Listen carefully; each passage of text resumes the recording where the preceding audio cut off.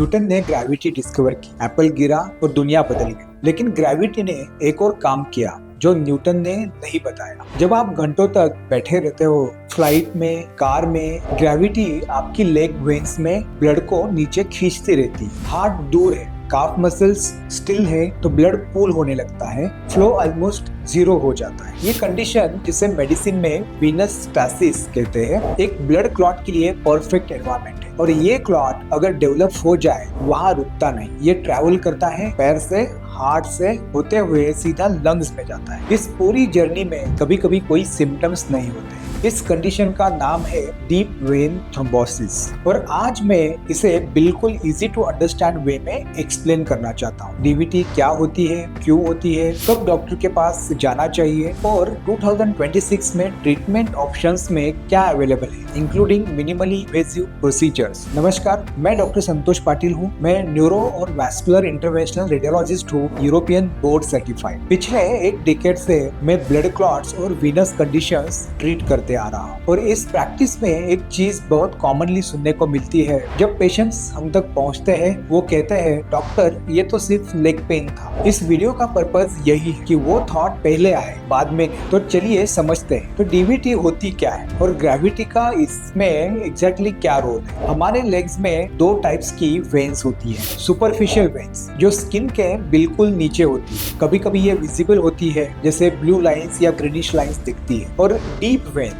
जो मसल्स के अंदर डीपली लोकेटेड होती है। लेकिन लेग का मेजॉरिटी ब्लड फ्लो इन्हीं के थ्रू होता है। इन डीप वेन्स को ब्लड ऊपर हार्ट की तरफ पंप करने के लिए एक नेचुरल मैकेनिज्म चाहिए होता है। वो मैकेनिज्म है आपकी काफ मसल्स। जब आप चलते हैं ब्लड ऊपर पुश होता है और फ्लो मेंटेन रहता है। लेकिन जब आप घंटों तक बैठ के कुछ काम करते हैं वो पंप बंद हो जाता है। ग्रेविटी ब्लड को नीचे खींच रही है, मसल्स एक्टिव नहीं है और यहाँ से रिस्क शुरू होता है। मेडिसिन में 3 कंडीशंस है जो क्लॉट फॉर्मेशन के लिए रिस्पॉन्सिबल होती है। नंबर 1 ब्लड फ्लो स्लो होना, नंबर 2 वेसल वॉल को डैमेज और नंबर 3 ब्लड का ज्यादा कोएगुलेबल होना। प्रोलॉन्ग सिटिंग सिर्फ पहली कंडीशन क्रिएट करता है। अब क्लॉट बना तो आगे क्या? पैर में दर्द होना, सूजन होना, अनकंफर्टेबल लेकिन मैनेजेबल। लेकिन अगर क्लॉट या इसका कोई फ्रैगमेंट डिटैच होके ट्रैवल करने लगे लेग की डीप वेन से हार्ट के राइट साइड में और वहां से सीधा लंग की पल्मोनरी आर्टरीज में, वहां ये लॉन्च हो जाता है तो ब्लड फ्लो ब्लॉक हो जाता है, ऑक्सीजन एक्सचेंज इफेक्ट हो जाता है और इस कंडीशन को हम कहते हैं पल्मोनरी एम्बोलिज्म।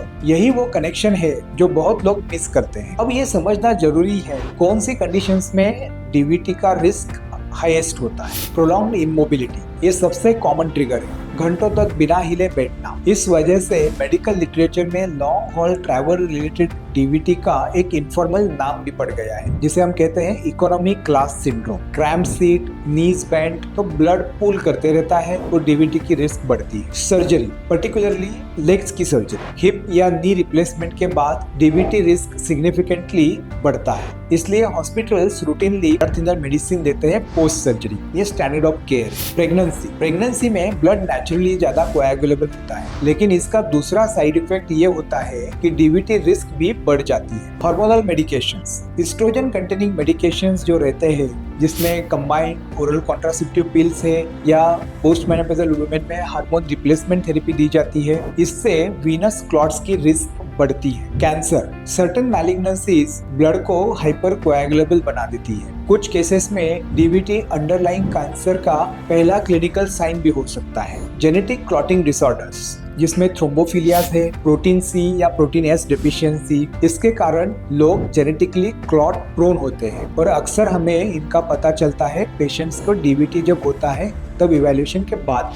और एक चीज जो इंडिया स्पेसिफिक है, हम जनरली मान लेते हैं कि डीवीटी एल्डरली या पोस्ट सर्जिकल पेशेंट्स या स्मोकर्स की प्रॉब्लम है, लेकिन यंग प्रोफेशनल्स जो 8 से 10 घंटे सेडेंटरी डेस्क वर्क करते हैं, मिनिमल मूवमेंट रहती है, लॉन्ग कम्यूट्स रहते हैं, ये भी एक रियल डॉक्यूमेंटेड रिस्क फैक्टर है। तो अगर इन रिस्क फैक्टर्स में से कोई भी आपके साथ रिलेवेंट है तो आपको डीवीटी मतलब डीप वेन थ्रोम्बोसिस के साइंस पता होने चाहिए। सो डीवीटी के सिम्टम्स को समझना थोड़ा सा ट्रिकी है। बहुत बार हमें ऑर्डिनरी लेग पेन या मसल टाइटनेस जैसा फील होता है, लेकिन डीवीटी को जो जेन्युइनली डिफरेंशिएट करता है वो एक वर्ड है, उसे एसिमेट्री बोलते हैं। मतलब यूनिलैटरल स्वेलिंग, एक तरफ। डीवीटी ऑलमोस्ट हमेशा एक लेग में होती है। अगर एक पैर में दूसरे से ज्यादा नोटिसेबली सूजन है या पेन है या डिस्कम्फर्ट है बिना ऑब्वियस रीजन के, तो ये सिग्निफिकेंट है। इसके अलावा काफ या मसल्स में दर्द या टाइटनेस होना, वार्मथ या रेडनेस,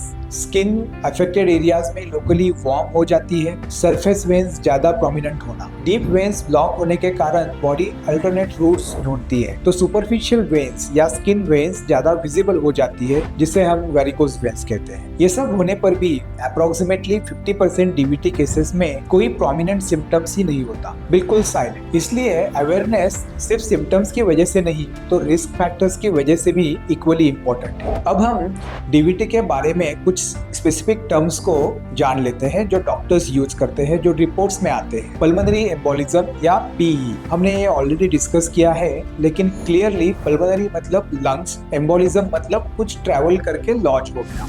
डीवीटी की मोस्ट सीरियस और पोटेंशियली लाइफ थ्रेटनिंग कॉम्प्लिकेशन जो होती है वो ये पल्मोनरी थ्रोम्बोएम्बोलिज्म होती है। दूसरी टर्म होती है वेल्स स्कोर। जब आप डॉक्टर के पास डीवीटी कंसर्न लेके जाते हैं, वो एक स्ट्रक्चर्ड स्कोरिंग सिस्टम यूज करते हैं आपके सिम्टम्स और रिस्क फैक्टर्स को वेई करके। अगर वेल स्कोर हाई है तो हमें डीवीटी की प्रोबेबिलिटी ज्यादा रहती है, तो हमें इमेजिंग करके उसे डिटेक्ट करना इम्पोर्टेंट है। डी डाइमर, ये एक ब्लड टेस्ट है। जब बॉडी में कहीं क्लॉट फॉर्म या डिसॉल्व होता है तो एक स्पेसिफिक प्रोटीन फ्रैगमेंट रिलीज होता है जिसे बोलते हैं डी डाइमर। ये बहुत ही सेंसिटिव है, लेकिन ये डीवीटी के लिए स्पेसिफिक नहीं है। प्रेगनेंसी में, इन्फेक्शन में भी ये बढ़ सकता है। तो negative D dimer DVT rule out करने में हेल्पफुल है, लेकिन पॉजिटिव डी डाइमर कंफर्म नहीं करता है, इसलिए हमें और इमेजिंग करनी चाहिए। डॉपलर अल्ट्रासाउंड, डीवीटी का एक प्राइमरी डॉपलर अल्ट्रासाउंड, लेग की वेन्स का, डीप वेन्स का एक अल्ट्रासाउंड किया जाता है। अब इसमें देखते हैं कि वेन्स कंप्रेसिबल है